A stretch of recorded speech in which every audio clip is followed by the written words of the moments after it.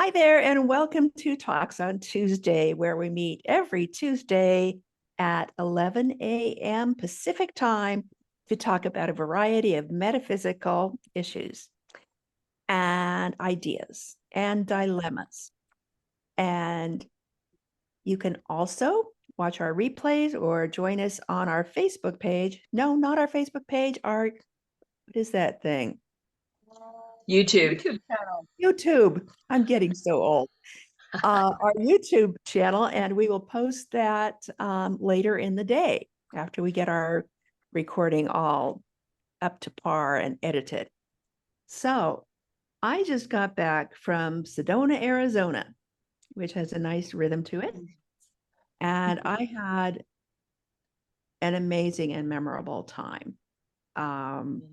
Sedona, of course, is known for its gorgeous. It is a beautiful place that it feels as if you are on another planet. At least certainly coming from rainy Portland, Oregon into beautiful red and blue and gold Sedona, where there are vortices, I guess, that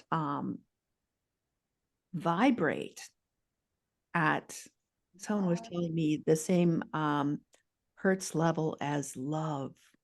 I don't know if there's any scientific, well, there probably isn't evidence for that, but it's a very loving, beautiful place with wonderful people and galleries and vistas. And I was there for a workshop called Conscious Creativity, which I didn't know what it meant, but I went anyway because it's Sedona and I like to be creative. And it was with Evolution One, with a Seal Talk Seal, whom I have mentioned in the past. And Asil was, he was a big business guy for many years, made a bunch of money, but ended up feeling pretty empty. And he started going on a spiritual path. He went, he did meditation and yoga and ayahuasca and all kinds of practices to see what he could do to become a more fulfilled person. He had everything material he wanted. And then one day he started channeling these entities or guides, one of whom identified as Emmanuel, another was Raphael, and the third was a group called the Elohim, which in Hebrew means the gods. And he went through a long time adjusting to that before he finally decided to make it public. So when we go to these conferences, this is my first live one, there's a lot of meditation, there's a lot of channeling with these guides, and there's Q&A. So there I was in this group of 20 people. And from the moment I walked into this room, it was almost like it was similar to walking into a reconnective healing experience with those conferences, where you can just feel the energy. It's a different set of adjustments and frequencies, but it has that same sense of, this is true, this is real. And what I learned in the transmissions and the talks and the Q&A was that Earth is a place where being in body and in emotion and having these short lives over and over, short in the cosmic sense of things, because of our emotions, because of our ability to, and in fact, propensity to live in the past or the future instead of the moment, we develop karmic debt. Well, I remember that. I'm never going to forget that. Someone needs to make this up to me. And that kind of karma keeps us living in the same cycles over and over with the same people. So that we are constantly either paying or repaying or being paid for something that does not necessarily increase the consciousness of the collective. Our jobs as souls, whether we are a person on Earth or an ET or whatever, is to continue to evolve our consciousness. And we can be trapped in these cycles that keep us from doing that. So what these entities are doing when they do transmissions for us is helping us to adjust so that we can become more neutral observers, where we learn from what's going on around us, but we can bless what's going on, but we don't engage with it. And this has been so helpful to me in the last few weeks politically. Let me tell you, it's like, Mary, step back. That's the nightmare. Here's the reality. And it was really interesting being able to just talk to the guides and get your questions answered. And then the other thing I did in Sedona was my sister was with me, and I gave her an early Christmas present of a nighttime experience stargazing and looking at UFOs. And the group we went with took us out into the desert where it was quite dark and you could see stars. And then they gave us night vision goggles so you could see thousands and thousands more stars. And she said, just watch. You'll see things that are blinking. You'll see those are probably the lights on the wings of planes. Here's how you identify the satellite. If you see something whiz by you, it's probably a bat. But take a look at those distant stars and focus on them and see what happens. And so I could see these little stars, and then one that looked like a bright star would divide into three, and then one would leave the group. And you would see this all over, like there'd be one going very slowly and then it would go back. But just way distant from us. She says it's not probable that you're going to see a lot of like Science Channel UFO formations and that kind of thing. But if you watch, you're going to see this activity up there. And I saw like 25 of them that did this. And I know that as tiny as those lights were, they were not planes. They were much further away. Satellites don't move like that. So it must be something else. So that's what I did in Sedona. And if you have any comments, questions, I will be happy to answer them. I have one question. So did the little tour out in the desert also include like being open-minded for like just mental communication or that kind of realm too? Well, kind of. And I think there were a lot of people there who went in with high expectations of what they would see. And actually, my sister and I had to ride with in someone else's car because we didn't have a car in Sedona. And it was an attorney and his daughter. And they were just had an extra evening after a conference in Prescott, and they just decided to go on this thing. And when it was over, I said, "Wow, what did you think?" And he said, "I didn't see a damn thing." And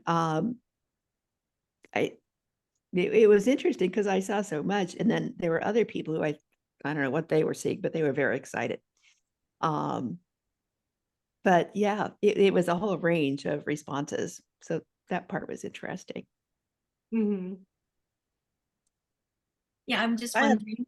Oh, Go sorry. ahead, Tilly. I No, was go just ahead, gonna Tilly. ask if you or anybody in the group talked about it later or talked about it during, but did you have any revelations? Did you have a sensation of presence? At the UFO part. And yes, and Yeah. or any of it. Yeah, I didn't Go have for the any, UFO. yeah, I didn't have any sense of presence with the UFOs, although there was on a distant view, you could see these lights lined up. And she said they're there every night. You drive up there and there's nothing there. And that I kind of felt a little bit of connection with. But in terms of the conference, yeah, there was definitely I'll say presences there. And when I did have a personal question to ask them, which was I don't think I've talked about this here before, but I have what they call an open portal. And earthbounds will come and kind of camp with me until I or someone else can cross them over. And I did have a guy who would cross them over for me, and he finally taught me how to do it myself, so I can do that now. And I said, is this a way that I can be of service for the collective, crossing souls over? Because if they're earthbound, they may not be evolving the way you do if you're in body. And they said, well, yes, and some souls, while earthbound, do evolve and change because of what they're witnessing in that state. They're with their family, they're seeing various kinds of grief and responses. But they said it, yes, there are some souls, especially if they died suddenly or violently, who don't know they're dead.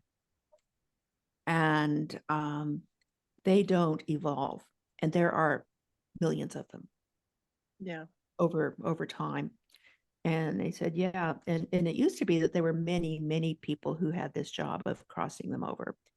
But now, there are certainly some, but not that many, and certainly none who make it their whole work. And that would be a way to be helpful.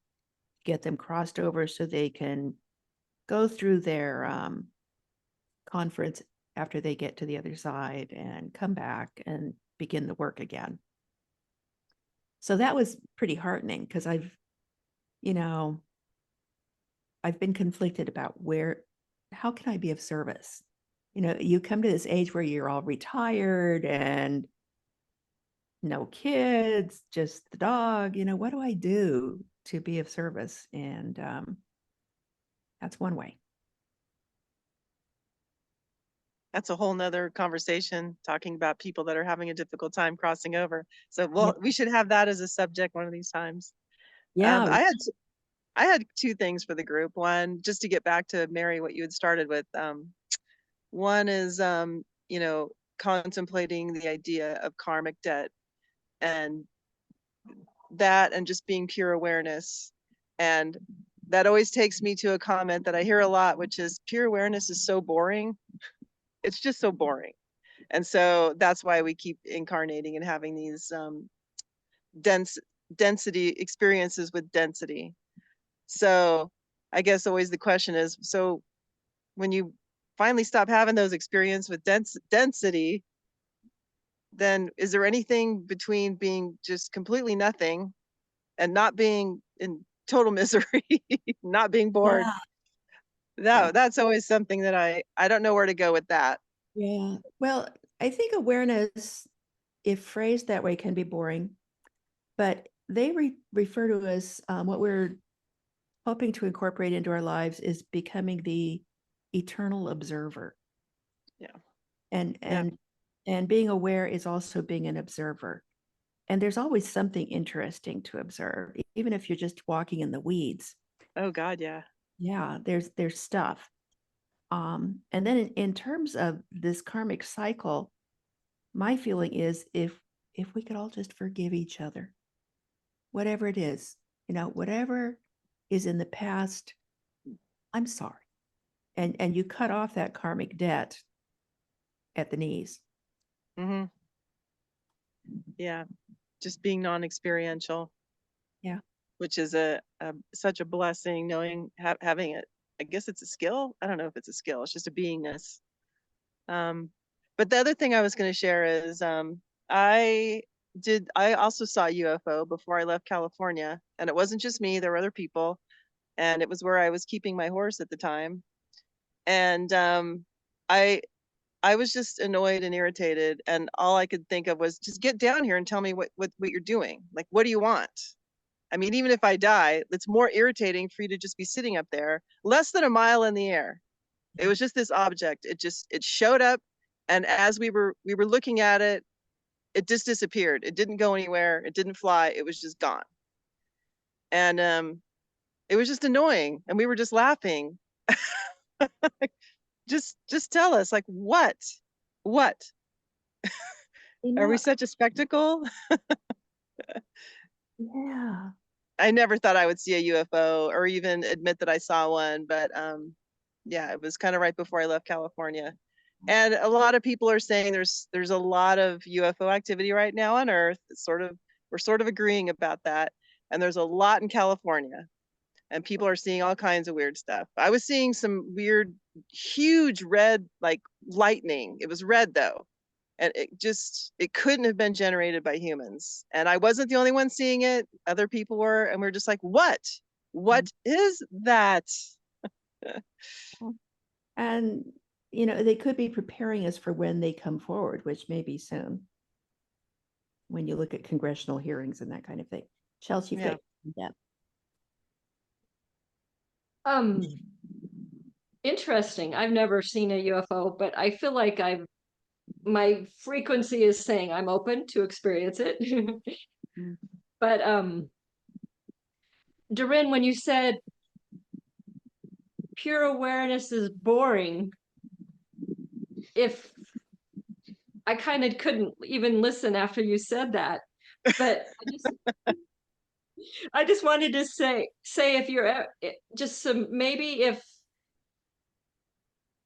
if somebody out there who's listening finds pure awareness boring, I would just maybe ask, why am I resisting this pure awareness and calling it boring? But I just wanted to say that. Yeah, no, that seems a little bit of, but then it's like, okay, what am I resisting here? But I just wanted to put that out there. but yeah, the assumption is that boring is a bad thing, and I'm somebody that I like to be bored. So I was kind of speaking on behalf of people who are super experiential. They do. I mean, Chelsea, what you're saying is really, really key, and it's a super cool thing to unpack, because for me personally, I would be totally satisfied being pure awareness for all of eternity, because Okay, I to took me, what it's you like, said the opposite way. So yeah. But yeah. I think the thing to unpack is what you just articulated so well. And anybody else? It can be a challenge Mm, to watch these beliefs and emotions from a distance. mm, It's a using of a muscle that maybe doesn't always get a lot of exercise. yes, but yes, I can look at politics with a smile, and from a place of complete just awareness. It's like, oh, Mhm. that story's playing out. Okay. Barb. Yeah, I like this conversation, and I think of it as pure awareness is a place of like neutrality, of just total balance, and so we don't have the drama. And I remember a time in my life I was in such a great space and just feeling very satisfied with my life. And I remember thinking, oh, I mean, everything's so good, but it's actually almost a little boring. And then, wouldn't you know, like that afternoon, we got this call from my husband's ex-wife, and she had all these demands, and I'm like, oh my God, I'm never doing that again. But, yeah, so yeah, sitting in that I hear about these tanks that people can lay in, and they're full of water, and they just kind of Yeah. lie there and at point zero or whatever. And I think of Mm, something like that. yeah. To me, it sounds very comforting. But, Yeah, they fill it up with salt, and it's no sensory. right, No right. sensory. Yeah, yeah. That The seems deprivation interesting. things. Yeah. Well, I think awareness doesn't have to be one thing. Like if I'm out in nature and I happen to see like a little something in a tree that's interesting, I can go, I can walk over it, I can be aware of it and observe it, and even have a sense of connection to it. And I think that the awareness allows for different kinds of connection. That's a good point. Yeah, That's gorgeous. And that's the kind of awareness that I'm about. yeah, it's not a solo, because Mhm. I mean, every leaf, every tadpole, whatever, part of the collective. Yeah. Listening. Yep. Yep. Yeah. I feel like one of those old New England men. Yep. Yep. Yep. Yep. And it's not only, I mean, I say I'm at a place now where I can look at the political world and go, oh, okay, so that story's playing out. And then it's a whole nother ball wax to take a look at war, Yeah. whatever war, if it's a family war or a geopolitical war, and sit there and just go, oh, those stories are playing out, and just be pure awareness in the presence of knowing that. It seems almost cold in a way. I guess that's the impersonal part of it all. Barbara. Yeah, totally. I think that it's realizing our judgment around it all, and stepping back, like you say, and just kind of allowing stuff to happen without that reaction.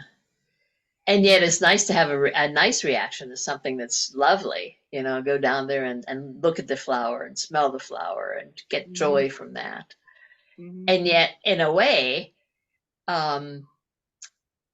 it's almost like for every action, there's an opposite reaction. So, are we creating somebody having pain by our joy? It's a lack of learning. Asimov said, violence is the last refuge of the incompetent.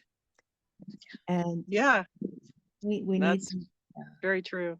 have a different response to what is threatening to us than trying to kill it. Yeah. It is nice to also observe all the people who care Yes. about anything. Like even my horse, I'm always observing that I somehow am always surrounding myself with people, not just me, but who care about my horse and his crippling arthritis in his foot, that just we keep finding one thing after another. It's been 10 years since he's had it, and he's still here, and he traveled 7 states, and he's fine. And it's just because because there's caring. Oh. But like you said, Barbara, just contemplating the beautiful things too. Yeah, I Being think aware. that really raises the energy around, just kind of whatever. So I see the we have vibration. 4 minutes. Does anybody have any little short takes they want to share with us?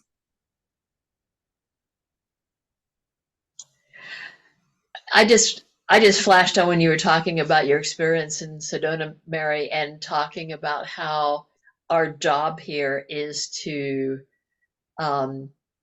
just be pure love and raise our consciousness, and yeah, it's like sometimes that's easier said than done, but it is always a process. And I find joy in just remembering that, even if I kind of go off track a little bit, it's like, oh, wait a second. That's, We're being given endless opportunities to love instead of hate. Beautiful. Yeah, in fact, just this morning I was watching a YouTube video that Eric had posted earlier today, although I think it was from last week. And he talked about that, like if you're angry with somebody or you have some kind of conflict, and instead of getting out of your head about thinking about how you can resolve it, just go into your heart, and it's so much easier just to boom, drop into your heart center, and love is it's just like automatic almost, you know, when you remember to do that. It was just really nice. So And I It's a think really nice Thought Factory franchise right there in the heart. yeah, It's in a really nice location. right in the center. Yeah. and it's a path. I think that that first step from anger and hatred is attempting to be neutral, and then you can go into love. It's hard to just switch. Oh, I'm going to love this person. Yeah, But it's a process. step back, you can say, okay, let's stand back here. Yeah. Right. But when you drop into your heart center, it goes a lot faster. You don't even have to think about it that much. You know, a lot of times when you're focusing there and just being there, stuff drops away. Right. And I guess I need more experience with that. I am taking the longer path. Yeah. Hey, you know what? Whatever works. Yep. That reminds me, I still thank Dr. Eric all the time for bringing up the idea that the pictures that we have of all of our chakras aren't necessarily the be all and end all. So whenever we talk about chakras, I go, well, yeah, there might be a heart chakra here, but there might be a heart. I might have heart chakras in other places. And how fun is it to find those? And I might have an elbow chakra. Your funny bone chakra. Yeah. Yep. Or the thought that my heart chakra is not owned by me. It is the center of Shared. everybody. Yes, yes. That's Yeah. a great, that's Yeah, amazing, that's great. Chelsea. Yeah, I like that, Chels. Yeah. Mhm. Maybe that's what makes us a collective. Yeah. Those connections. Yeah. If we could actually see where everybody's chakras are, we'd probably be in total chaos. Like, what? You're blinding me. Yeah. I know. It doesn't have to be that rigid, just because someone said, oh, this is what all the chakras look like, and then everybody agreed. It's like, well, yeah. Yeah.